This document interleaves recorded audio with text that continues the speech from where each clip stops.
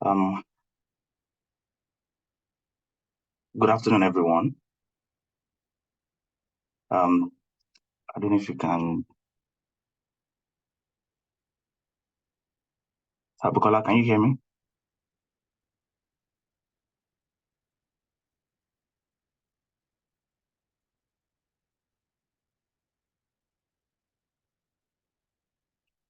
Hello, can you hear me? Zil, can you hear me?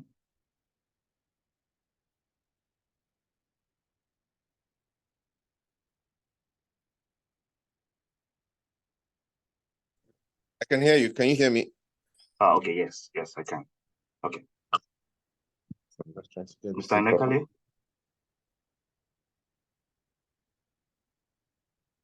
Ms. Olusonya, can you hear me?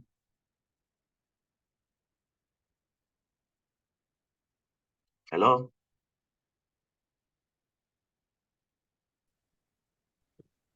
Hi, we can hear you. Okay. Thank you, everyone. Good afternoon, everyone. Thank you for taking time to join today's webinar. On behalf of the Nigerian Bar Association section of Business Law, we thank you for joining the session, and we do hope that you enjoy all the benefits that this webinar today would present to us. It's time and we can start. In terms of background, the theme and title for today's session is value creation in a volatile deal environment. As we're all aware, Nigeria has been undergoing some significant challenges in terms of its economy. Despite the fact that the country has a lot of potential, it has been struggling due to certain issues, from power challenges, currency valuation issues, which has made it quite difficult for a lot of investors to actually extract value from the Nigerian economy.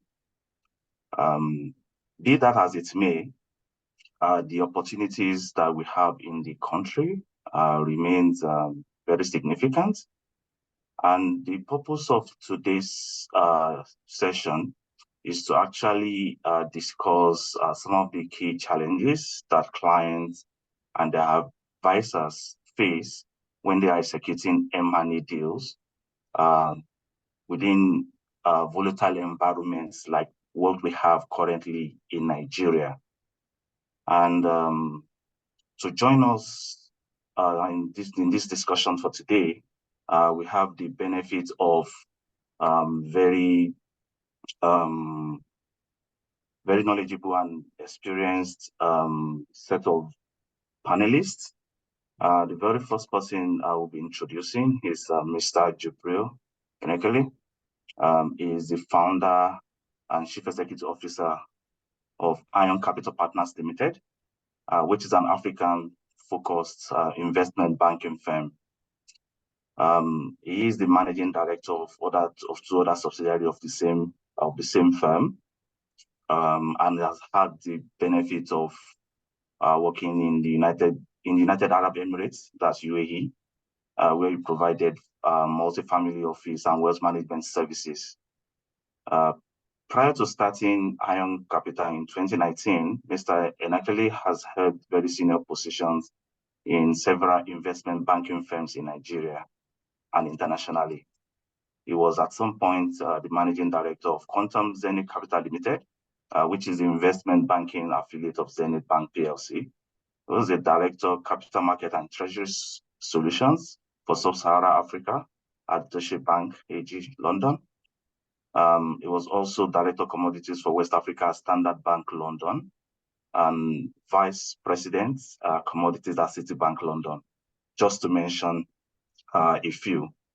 So Mr. Enekele will be joining us this session to provide us with some of its wealth of experience and share with us and give us very important advice on how to navigate the current environment.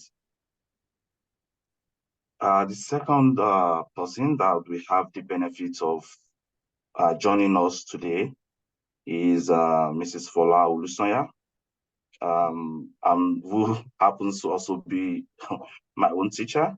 And I think we all appreciate the fact that it's a great pleasure to have with us one of the acclaimed female lawyers in Nigeria joining us today. For those of us that are not familiar with Mrs. Olusoya, even though her reputation precedes her, she is a partner at Jackson Etty and Edu, which is one of also the leading law firms, corporate law firms in Nigeria. She's an exceptional lawyer with impeccable reputation for advising local and international clients, especially in the M&A space. I've had the benefits of drinking from a fountain of knowledge on several interesting transactions in this market. As you may know, also she is ranked in recognition of her expertise and acknowledgements in the international space. She's ranked by several leading law-ranking platforms, including Chambers, IFLR, WIS Liga, and several other ranking organizations. Of course, most recently, she was also recognized as one of IFLR's 1,000 women leaders, which is an elite ranking category that is reserved for the most prominent women lawyers across the world. So we thank Mrs. Olusoya for taking time out of a very busy schedule to join us this afternoon. The last person I will be mentioning, and it's quite interesting that we were able to get Mr. Akaraiwe to join us. I know it comes at he's currently even to show the extent of his experience and wealth is actually joining us right from the office of the Central Bank of Nigeria. We appreciate that he had to make special arrangement for him to join us today. Zeal, as well, has over 20 years experience in the financial sector in Lagos.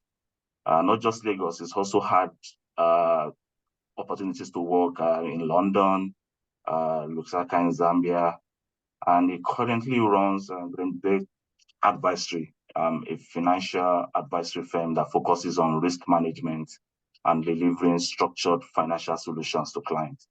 Over time, he has built his expertise in derivatives and financial market solutions. He was involved in most of the very first derivative transactions in foreign currency, interest rates, and commodities across the continent. We thank him for taking time to also join us today. Without wasting too much of our time, and so that we can have the benefits of a bit and additional time or a lot of time to discuss some of the issues, we'll be going straight into our discussions for today, so that we can be able to touch some of the very important questions that we have. I think I will start with Mr. Ironically. And Mr. Ironically, and I have also had the benefit of working with you in this market. When you look at the current challenges we have in the Nigerian economy, do you still see potentials for value creation in this market? From an M&A perspective. Absolutely, and thank you for having me. I think when we talk about Africa and Nigeria in particular, there's a word that is recurring almost every time the subject of opportunities in Africa comes up, and the word is potential. Nigeria has so much potential. Africa has so much potential. The reality is, that is the fact. The opportunities in Africa abound, and in Nigeria in particular, pretty much in every sector that you look at. whether it's M&A, debt, equity, whatever it is, the opportunities are there.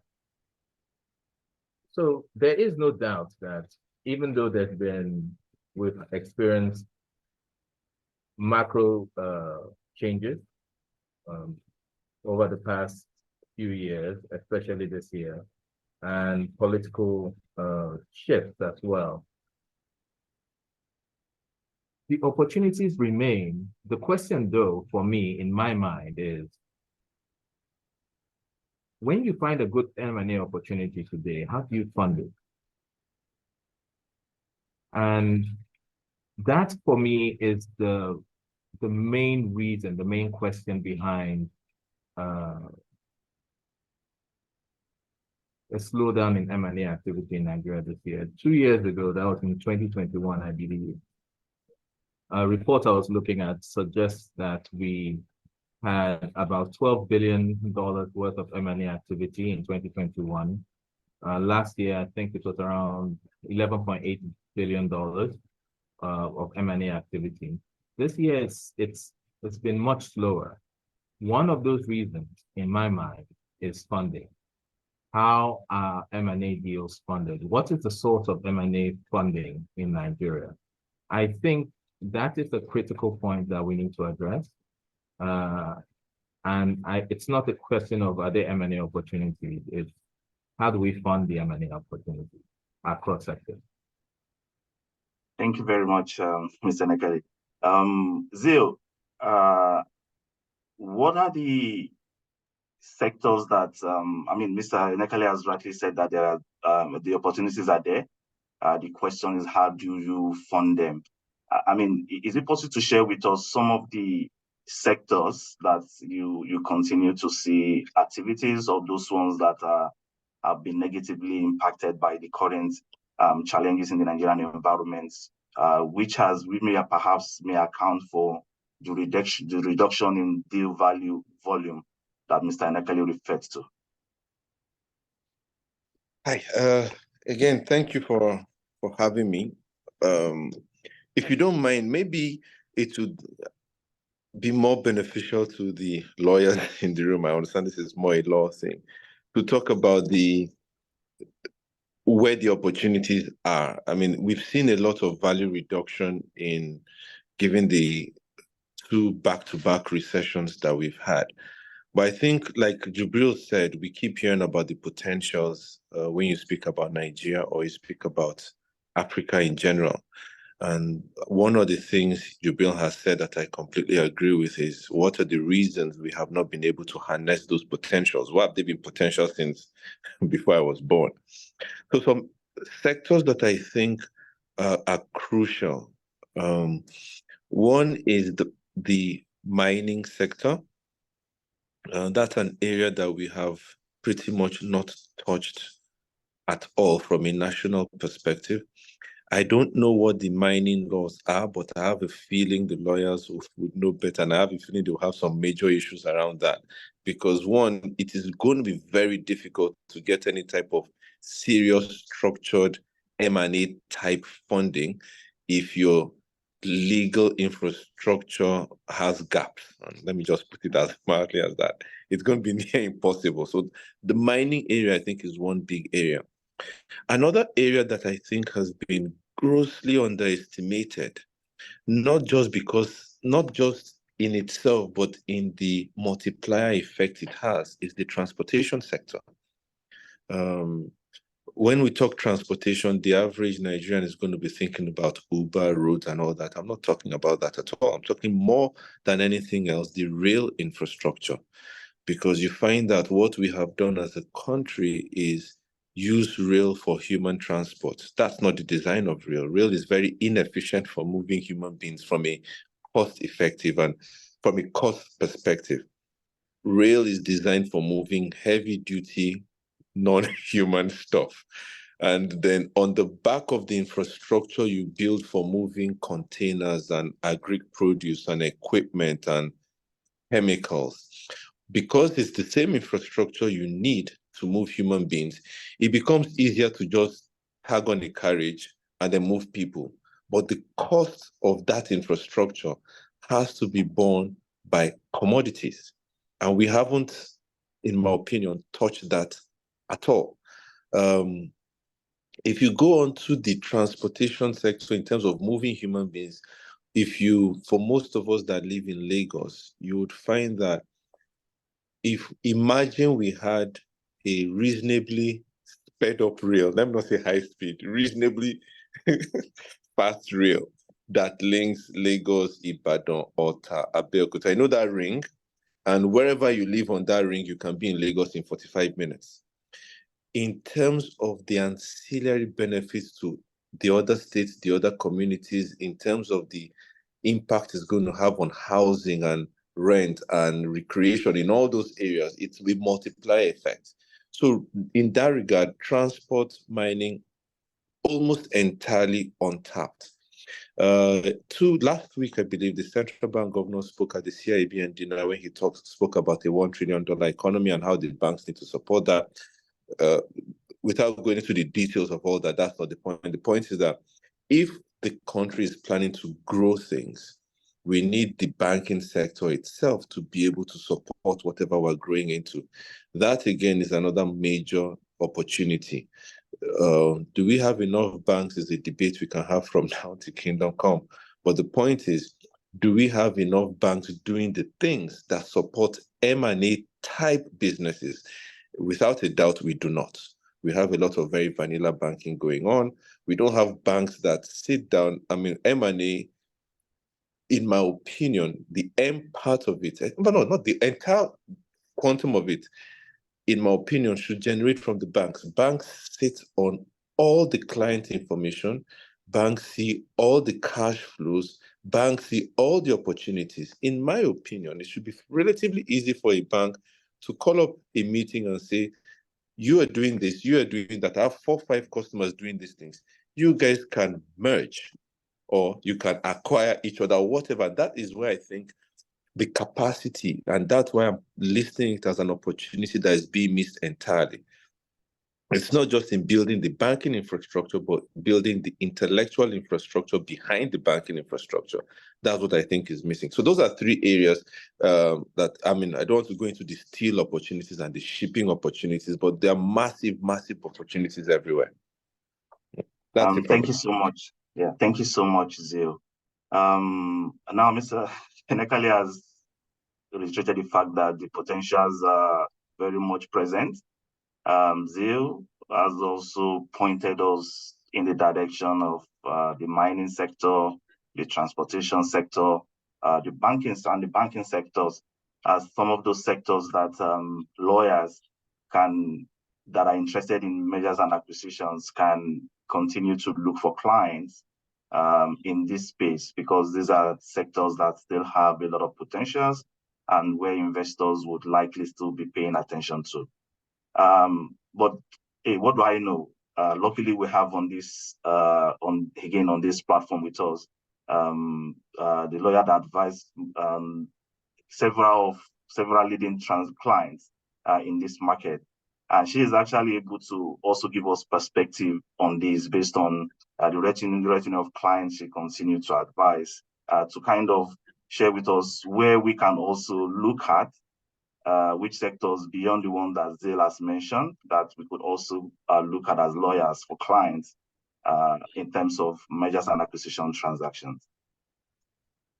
Thank you very much. Thank you.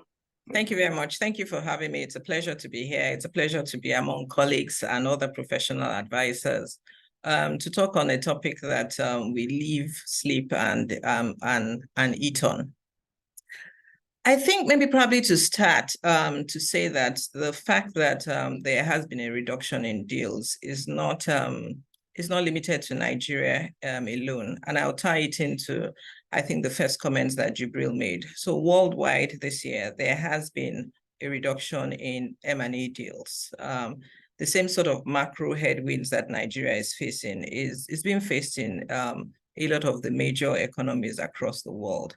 And you can imagine that there is always the competition for capital. So if all the countries or most of the countries are facing significant macroeconomic headwinds. Capital will go to where it can best get a return, where it is easy to do business. So maybe just to see on a global scale that, yes, even at a global level, there has been a reduction in deals.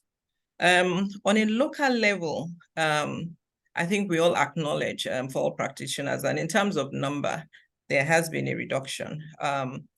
But are there still opportunities for value creation? Oh, significantly. We've continued to see deals in all the different sectors. Again, a reduction in the number from which we used to see before.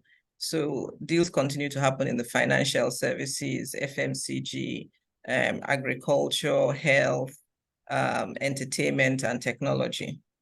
I guess to put a positive spin on what our realities are, what are those drivers for those deals, and how can we sort of expand those drivers to create more deals? I've tended to see that there seems to be Pan-African strategies that are being run by companies. I have seen companies, I think North Africa is looking more to Sub-Saharan Africa now. Even Nigerian companies are looking outwards, significantly looking outwards. They're looking to the rest of Africa. I suspect they're trying to position themselves ahead of AFCTA, but we have seen deals, we've had conversations, we have had Nigerian companies looking at other countries. You know, the banking industry has always led in this. And even this year, we have seen banks, at least one or two banks, still go across Africa and go to the places we even consider as smaller countries.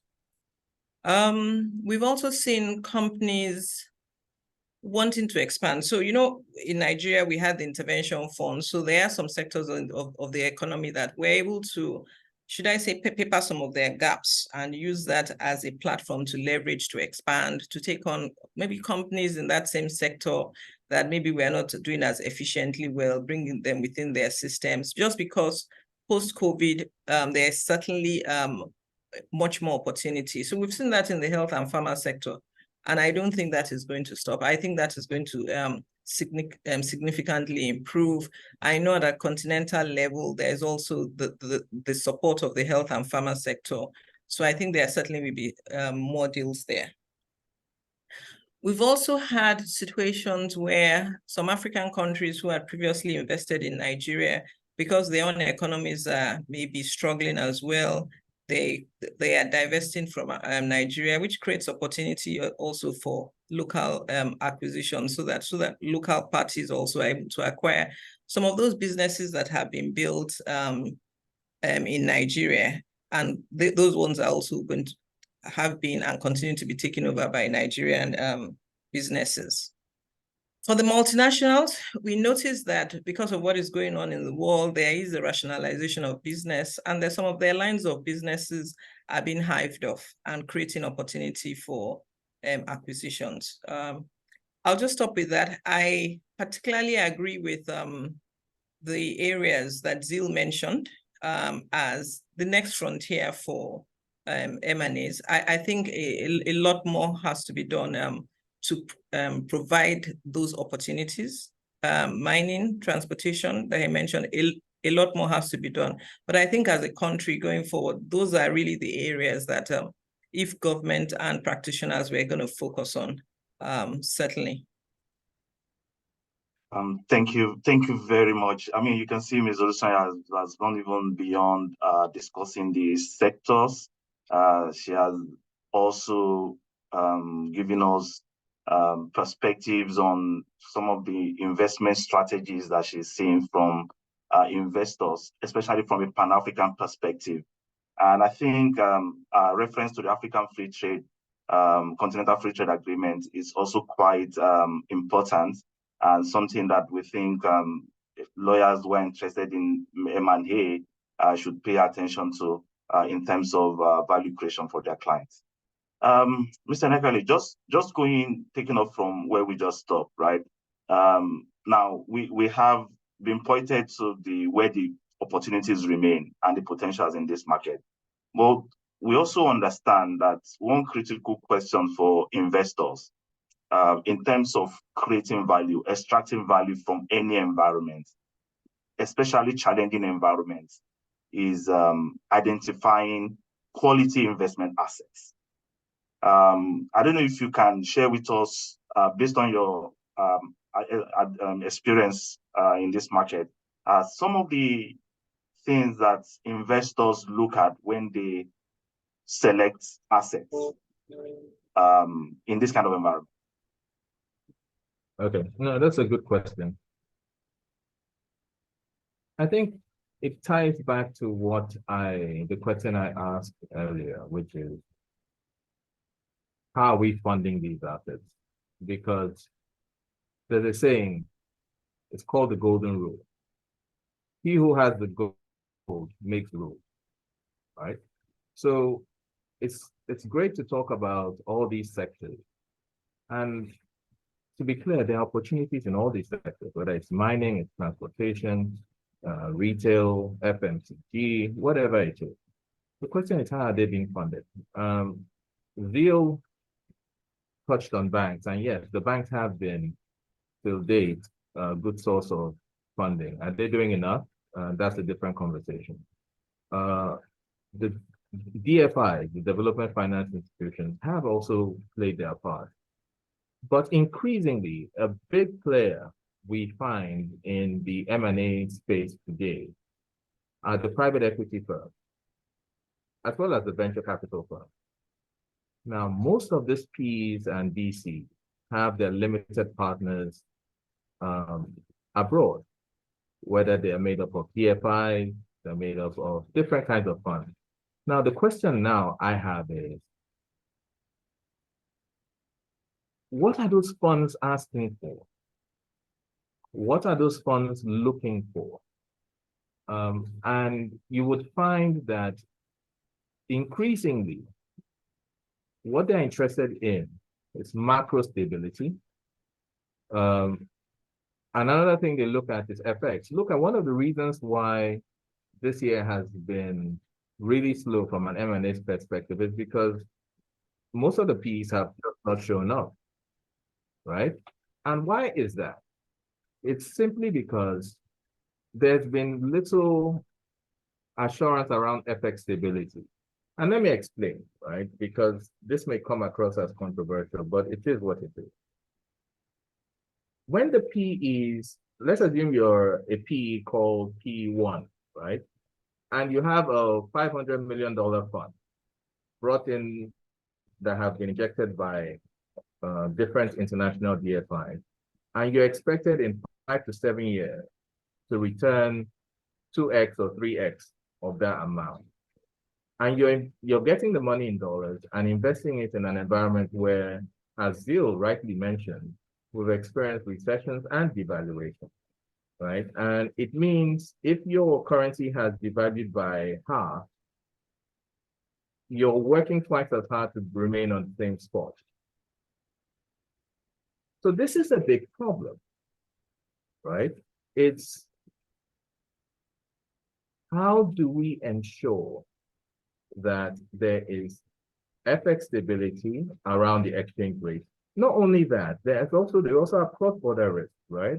Particularly around converting your local currency into dollars and being able to transfer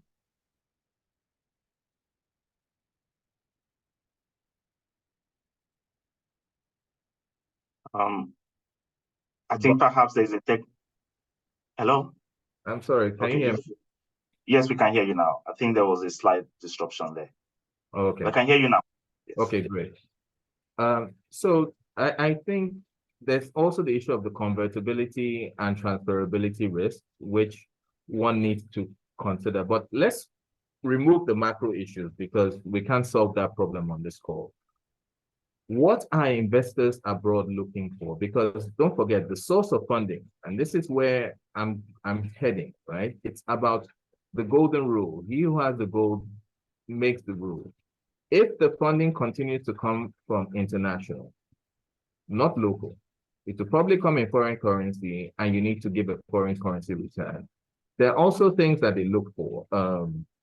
One of the hot topics this year, and you will continue to hear this going forward, is around ESG.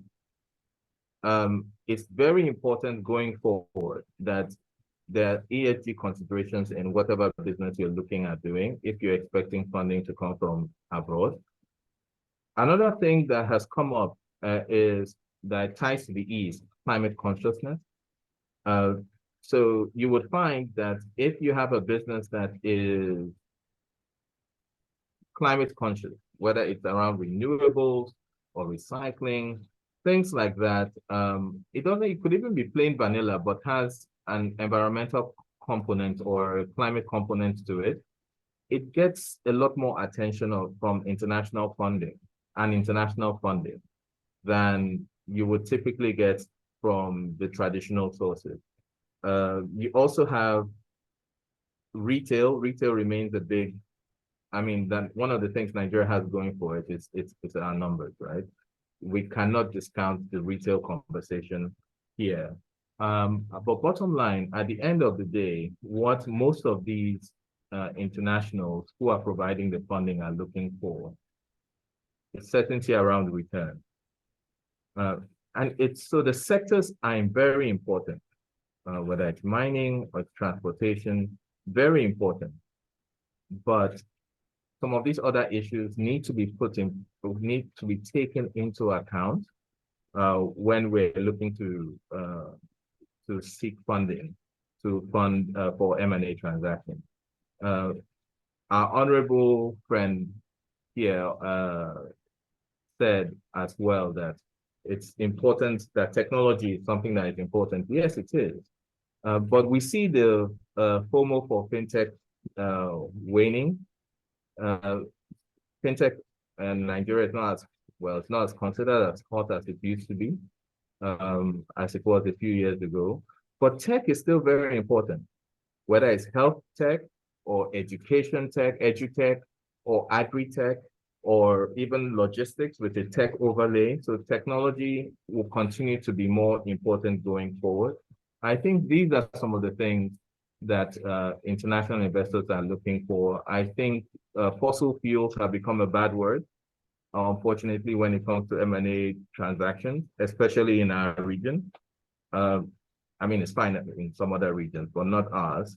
So we need to develop homegrown financing solutions for our M&A, whether it's deepening our local capital markets or creating local funds or PE funds or VCs that raise their capital or their funds under management in local currency to be able to deploy that into the local economy. If we continue to rely on international funding in US dollars, again, it's a golden rule. He who has a gold makes the rule. Thank you so much, Mr. Nekale. Very interesting. Mr. Olusonya, there was a point Mr. Nekale mentioned in the course of his enlightening discussion. He mentioned ESG, environmental, social, and social governance considerations, as one of the key areas that investors are also pay attention to when they are selecting assets. As M&A lawyers, and I know there are quite a number of M&A lawyers on this call, they will be interested in knowing how do you assist clients as a lawyer in terms of selecting these assets, in terms of determining this quality of assets? What are those areas in due diligence or what are those areas that you think that lawyers can add value to clients in terms of extracting value in these volatile environments? Thank you, sir. So you mentioned ESG. I actually think that there is another line that actually the due diligence on ESG is another line that is being developed even separate from legal due diligence. And you have a combination of practitioners in the governance, the environmental space that actually support investors in doing that due diligence. But from a legal perspective, I think now more is required of a lawyer.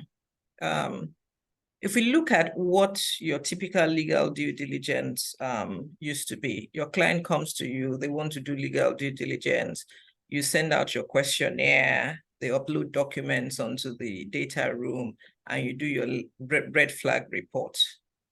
I think when there are challenging times, investors, acquirers are looking for much more from a lawyer than just your standard traditional legal due diligence support. I think we need to bring to the table a deep awareness of the market and also a full knowledge of the regulatory process. I'll try and give some examples. So I know there was this FMCG business that was being considered. DD was being done. It was going to be 100% acquisition. The assets was doing very well. But the concern for the investor is that I take 100% of the shares. Everything looks good on paper, but how am I sure that all the arrangements, all the incentives that the company has had and enjoyed to be able to develop this stellar performance, how do I ensure that it will be there the next day? On what terms or what considerations were these incentives granted? Were they relationship-based? Were they industry-wide based? Because there are sometimes you can actually see some of the incentives being positioned as industry-wide based, but only a few people are getting them. So a deep awareness of the market and also the regulatory process. I mean, we have seen, there was a time that I think as practitioners, we sort of knew exactly which approvals were required, what processes were required. I recall that there was an agency that didn't have any process, but because the FCCPC says that we should get a no objection, we go to the regulator and we say, please issue no objection letter. We thought this was a 3-day thing. We were at it for 6 months. The regulator created its own process, went to another regulator, copied their rules, and we had a 5-step process in order to get the no objection for FCCPC. So I would say a deep understanding of the regulatory process, not necessarily so all regulators are now required to put all their requirements, all their processes on the website. It's not just enough to review what is on the website. It is to understand how these processes actually are implemented in real terms. Apart from that, in the legal due diligence, 2 areas that I would say that if a lawyer was going to spend significant amount of time with this tax and regulation. I still haven't done any due diligence that there wouldn't be issues there. I think from a corporate perspective, I don't know whether Nigerian corporates, I don't want to say don't understand tax, but it appears that we all have an understanding that tax is that thing that we all don't want to do. Somebody is making us do it, but you know we are making money. Regulatory compliance is also another issue, and I know that Jubril spoke to it as to what the foreign investors particularly are looking for. I think when you were with a Nigerian acquirer, if you say you do not have some permit to approvals, because they have a better understanding of the market, they can take a view on some of those things. But for the foreign acquirers, it's I would then get asked that question. Fola, what is the risk level? What is the penalty? And here I'm now a lawyer. I will now start doing juggling of I'm not sure which particular Ifa priest. How do I know? Yes, the regulator hasn't gone in 10 years to look at it. All of a sudden, all the regulators everywhere, everybody is stepping up. The other thing would be, we have to start being creative as to how we get information for due diligence. So there's that bit of, yes, the documents are uploaded in the data room, but you can't just rely on those documents. And even interpreting those documents, you have to sort of be creative as to how do you get the company to share all the information that you need to be able to do a risk assessment and actually identify where the value is for the client. And I would say the use of disclosure letters on international cross-border deals, disclosure letters are common. On some Nigerian deals, I've gone on somewhere, I've had no disclosure letters, but it's not actually the disclosure letter that is important. It's key to have a disclosure letter, but how you also couch your reps and warranties so that you can elicit information through the disclosure letter process. So we all know standard. You do your reps. You've been told to do your reps and warranties to mirror your transaction. But I'll say that you need to do your reps and warranties to also follow through on your due diligence so that it can elicit information, either information that wasn't provided during the DD or confirmation of the information that was provided during the DD. The effect of this is that it's going to take a lot more time because you start out either with precedent reps and warranties or the reps and warranties you used for your last transaction or the reps and warranties that you've typically identified as applicable to a particular industry. Then you have to revise those reps and warranties based on the DD you have done so as to bring out more information. The last point on DD is that, so typically how the transactions are run would be, yes, legal would do DD, tax would do DD, finance would do DD, and we'd all send in our reports, and the acquirer then tries to come up with something based on all our different reports. What we have seen more useful in trying to elicit information is actually sharing the DD reports of the different professional advisors amongst each other. So for instance, if I get a financial DD report, I have reviewed material contracts. They've given me what is on the data room. I've probably looked at the material contracts and they all look okay. I think I've been given everything. Then I get the financial DD report and all of a sudden there's a significant amount that is supposed to have been part of the turnover that came in as a result of one contract for which I haven't been provided the documentation. So that takes me back to going back to say, you know what, that is a material contract that we haven't seen. So I think, again, sharing DD reports among professional advisors, identifying where the gaps are in our DD reports is also a means of identifying the information that may be missing and trying to see where the real value is for the client. Thank you very much, Zolusanya. Zil, look, Ms. Lusanya has been kind enough to give us a different perspective in terms of what lawyers should be looking at. Beyond due diligence, she has even gone as far as transaction documents, reps and warranties, and some of those the different stages of the transaction and how the lawyer can add value in this kind of environment. But in all of this, it would appear that risk assessment is the driver. It seems from what she's saying, a lot of this is aimed towards being able to identify where the risks are so that the client is fully aware of the challenges or the potential issues in a particular company or asset that they want to invest in. I'm sure this is something you are very familiar with also.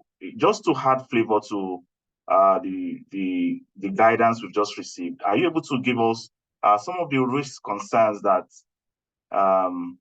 investors have in this kind of environment and how you think that transaction could also be structured to address some of those risks? Very briefly, if you don't mind. Thank you. Well, it's very unusual to use risk and briefly in the same sentence.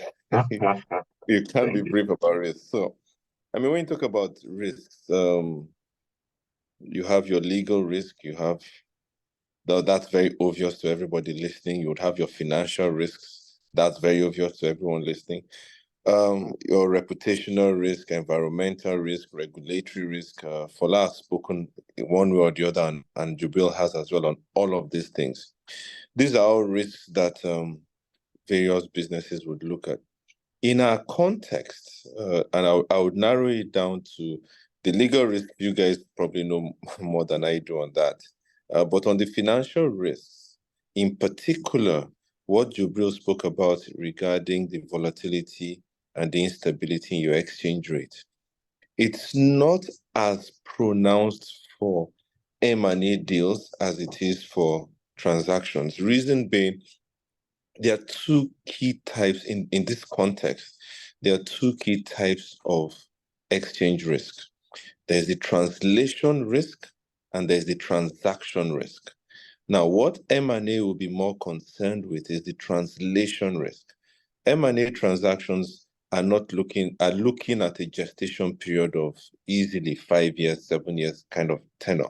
They understand there's volatility. They understand that your currency is going to move.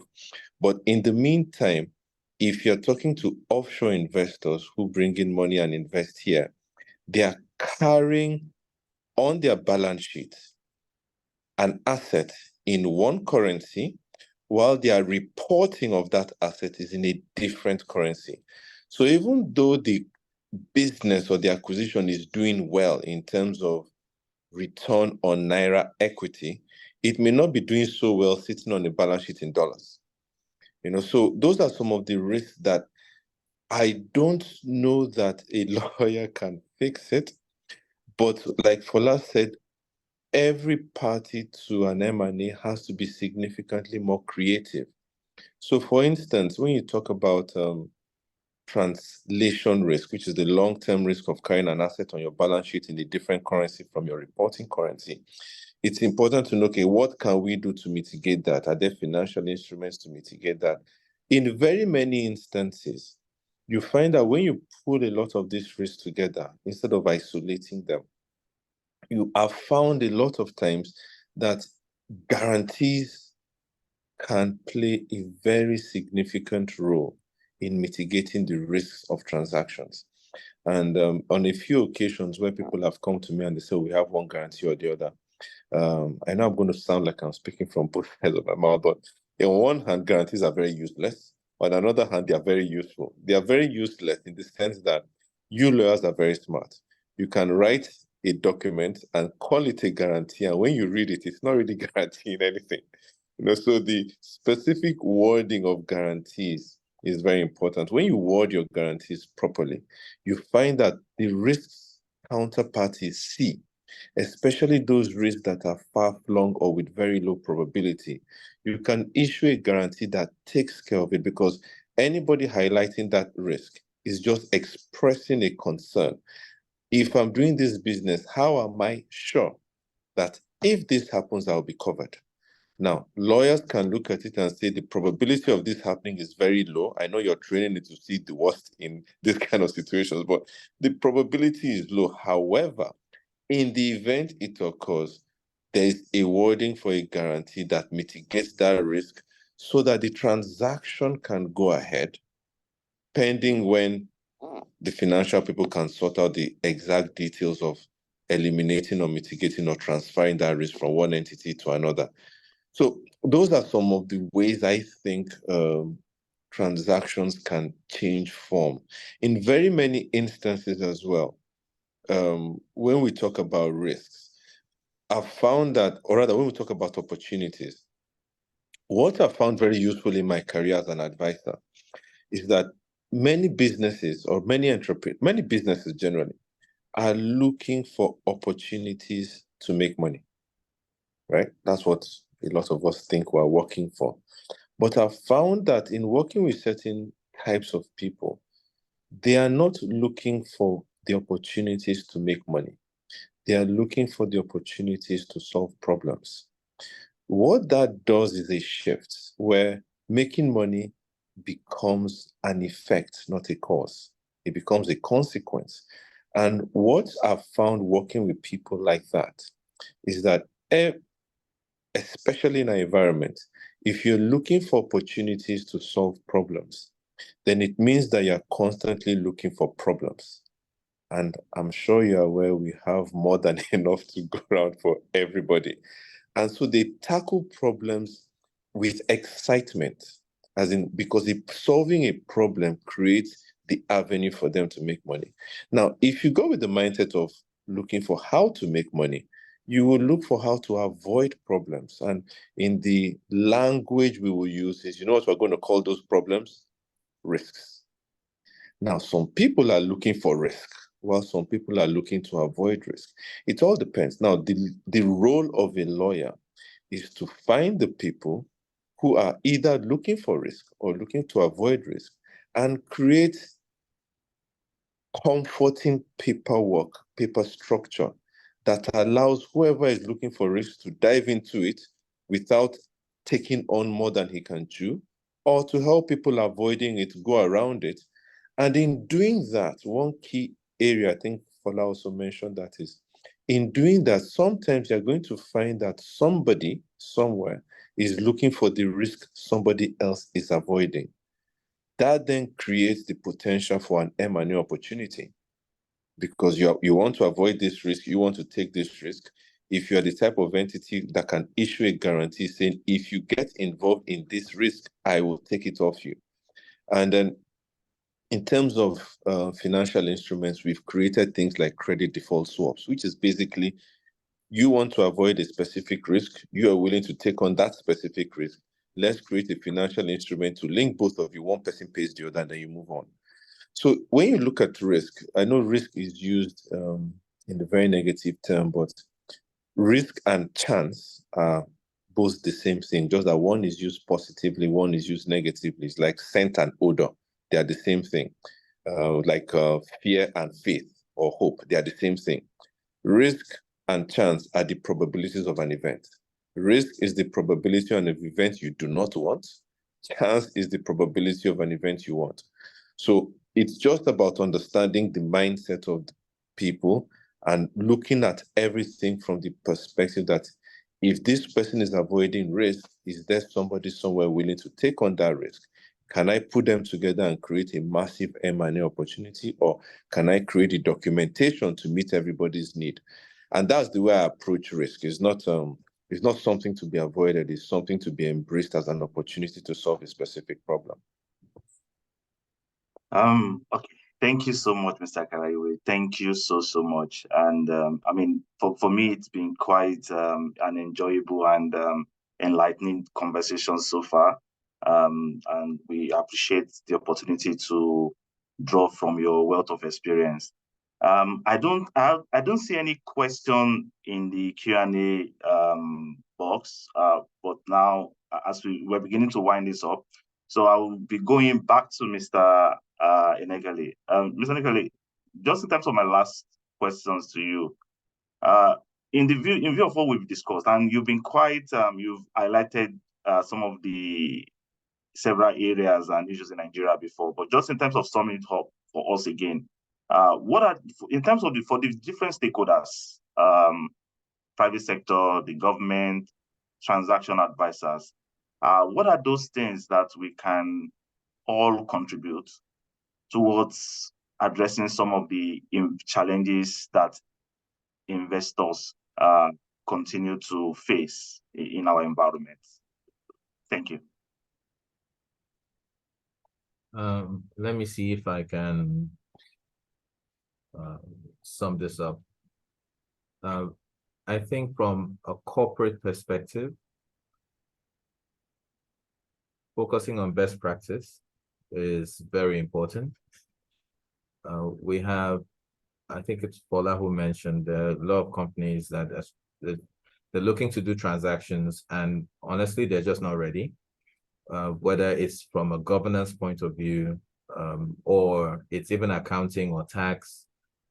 So my advice to corporates would be very early on, imbibe best practice. If necessary, appoint or hire a financial advisor, a legal advisor, not when you're looking to do the M&A transaction, but at least months or a year beforehand, so you get all your ducks in a row.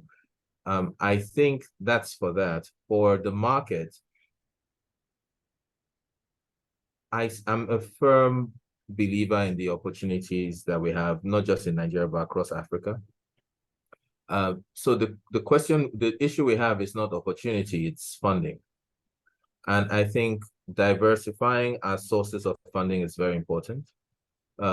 to do so, I think it's important that we consider structures that help us deepen the local capital market.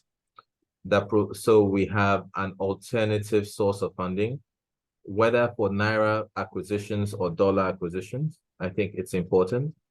Zeal did mention strengthening the local banks. So we are ready for a $1 trillion economy. I think it's important that the local banks are able to show them more responsibility, even more than they have. I think it was Fola who mentioned that we have more and more African companies going across national borders, and that is a fact.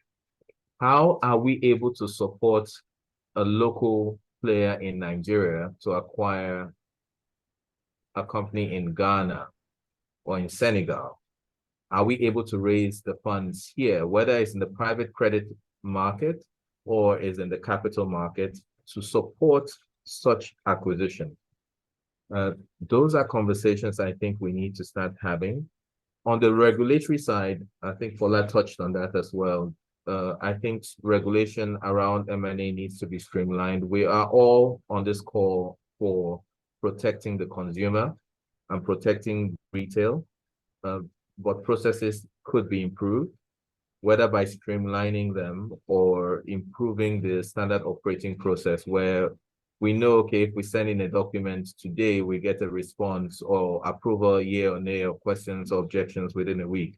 Something that enables us proceed with certainty, I think would be very helpful. So I think those are my comments those are the comments I have on my part. Okay, thank you, Mr. Nekele. We do have a question. How do various financing strategies and instruments contribute to value creation in mergers and acquisitions within an inherently volatile deal environment? Could you outline specific financing approaches that mitigate risk and maximize value amidst market fluctuation and uncertainty? Mr. Karaiwe, yeah, I know this seems to be a question directed at you, and so Mr. Nekele may be able to share some thoughts on that. I don't know if you can provide some. Yeah, Kamo, please read the first part of the question again. So how do various financing strategies and instruments contribute to value creation in M&A within an inherently volatile deal environment? Could you outline specific financing approaches that mitigate risk and maximize value? We have just about 3 minutes left on this call, so I would appreciate that.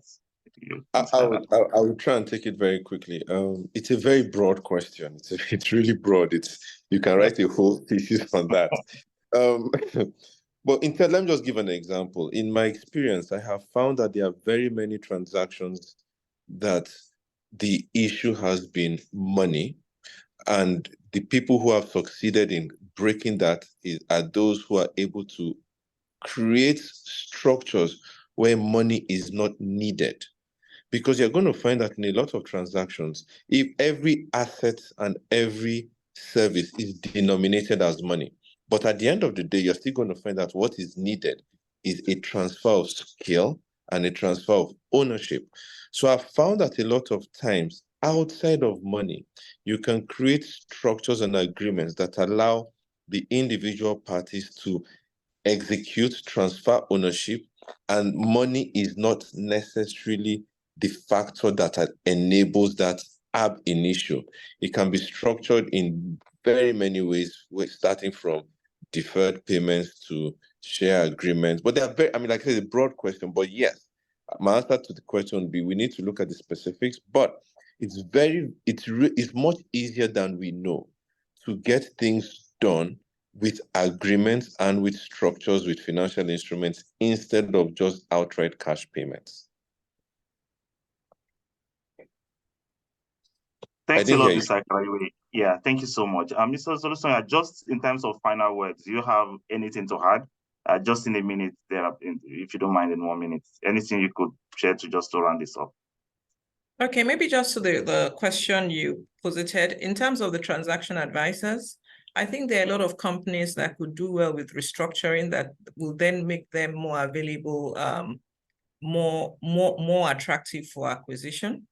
I think that there are a lot of sectors where you have companies that if the companies were actually restructured, what you think is a company that is going down could actually then become the beautiful bride for an acquisition. I think transaction advisors as well as the private sector have a lot of advocacy to do. On the private sector side, I think Jibril mentioned ESG, governance, and also regulatory compliance. On the government side, I will mention one particular, one specific requirement because I've had it more than once or twice. So there were amendments to our financial assistance provisions under CAMA. I think CSE needs to make some guidelines to be able to assist financiers to be able to take advantage of some of the amendments that have been made. Generally on the government side, again, just a more business-friendly and investment-driven approach, and of course, reduction on fees and processes. Okay, thank you so much, Ms. Osanya. I think I have to thank all the our esteemed panelists for all the points that they've been able to share with us. I, for one, I've gained a lot, and which I hope I'll be able to use in creating value for my clients in the M&A space. Now I will be handing over to our host for today, Ms. Bukola Bankole, who is the Vice Chairman, the Mergers and Acquisitions and Corporate Reorganization Committee of the Nigerian Bar Association section of Business Law. Bukola, thank you so much, and handing over to you. Thank you very much, Issa. You've done a great job for us moderating today's session. And of course, a big thank you to Mr. Karore, Ms. Olusoya, and Mr. Inakele for jumping at this for us on very short notice. It was a very insightful and exciting session. And I trust that, all of our attendees, got great value from this. Mr. Olusoya, the last few points you mentioned regarding the CSE, those are some of the reasons, right, for which the SBO exists. So I'm glad that our SBL chair is on this call, Dr. Adefulu. So I'm handing over to you to not just say thank you to everyone, but assure everyone, of course, that SBL as well, these are some of the issues, we'll be tackling and, going forward and championing. So thank you very much for today, and we really appreciate you. Doc, if you're on the call, I think I saw him earlier. Thank you, Bukola. Didn't know you were good to call people. I'd like to thank everybody else for joining the call. Especially I'd like to thank the excellent contributions and the engagement and sort of the enthusiasm with which you shared. Thank you very much. Ola, you know that we will be coming back to that particular topic. Happy you want for all to work together with the M&A committee as well. So thank you all, and enjoy the rest of the day. Thank you. And of course, we look forward to seeing you all next week for next week's episode of the series.